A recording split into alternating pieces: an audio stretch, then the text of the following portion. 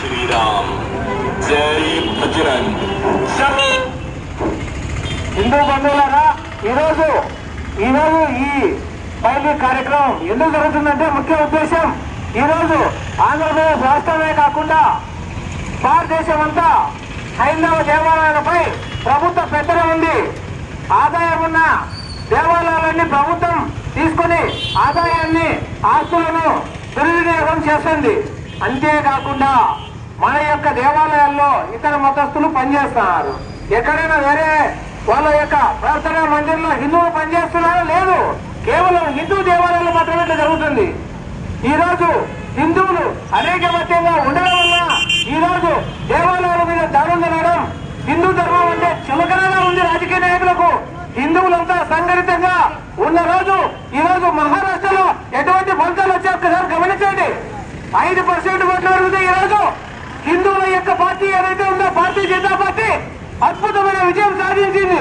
గుర్తుపెట్టుకోండి, హిందూ ధర్మాన్ని కాపాడే పార్టీకి మాత్రం మనం ఓటు వేయాలా. హిందూ ధర్మాన్ని కాపాడుకోవాలా. హిందూ ధర్మాన్ని కాపాడుకోవాలంటే జనవరి 5 విజయవాడలో జరిగే హైందవ శంకరరావు సభకు ప్రతి ఒక్కరు మా ఇంటి నుంచి నేను వస్తానని ప్రతి ఒక్క హిందువు కూడా ముందుకు రావాలా. ఆ విధంగా వచ్చి ఈ దేవాలయాలపై ప్రభుత్వ పెత్తనం లేకుండా మన ధర్మాన్ని మనం కాపాడుకోవాలా. ముఖ్యంగా ఈ రోజు మన దేశం నుంచి విడిపోయిన బంగ్లాదేశ్ దేశంలో ఈ రోజు హిందువులు మైనార్టీ అయినారు. హిందువులు మైనార్టీ అయినందున ఆ దేశంలో హిందూ యొక్క స్వామీజీని పోలీసులు దేశద్రోహం కింద అరెస్ట్ చేస్తే ఆయన తరఫున వాదించడానికి ఒక లాయర్ కూడా లేని పరిస్థితి ఆ లాయర్ చంపేసినారు. ఆ దేశంలో హిందువులకు ఎటువంటి అన్యాయం జరుగుతుందంటే హిందువుల యొక్క ఆస్తులను, హిందువుల యొక్క స్త్రీలపై దౌర్జన్యం జరుగుతుంది. మీరు ఫేస్బుక్ చూడండి, టీవీ చూడండి, ఎవరు అపరం లేదు.